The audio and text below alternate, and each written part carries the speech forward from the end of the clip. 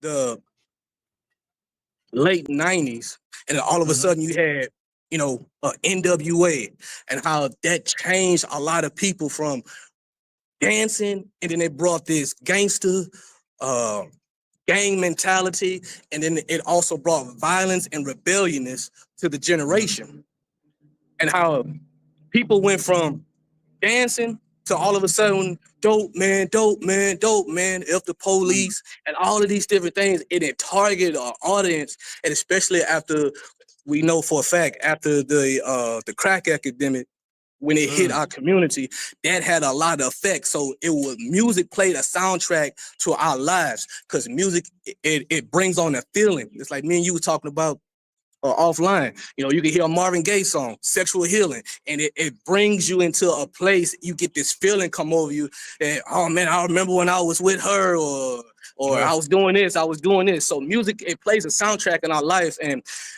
true. especially Yeah. today with the music that it is going on now. Now we have a generation of, and we know that it's bigger than just the puppets that we see. These artists, this is what Satan do.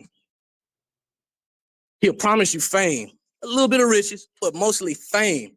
So these these puppets that we see, these artists that we see, it's nothing but puppets to push Satan's agenda, Mhm. in which we know that the effeminate man, homosexuality, sex, drugs, all of these things, violence is brought on. So Mm.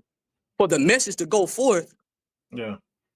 he needs the people to be able to focus in on the idols. So now you have your idols here. It's in the churches too. We're gonna get to Yeah. that. But he needs you to focus on these idols. So he put the little Waynes, the little babies, he put the Jay-Z's and all these things. You focus in on them. So you are idolizing them, their lifestyle.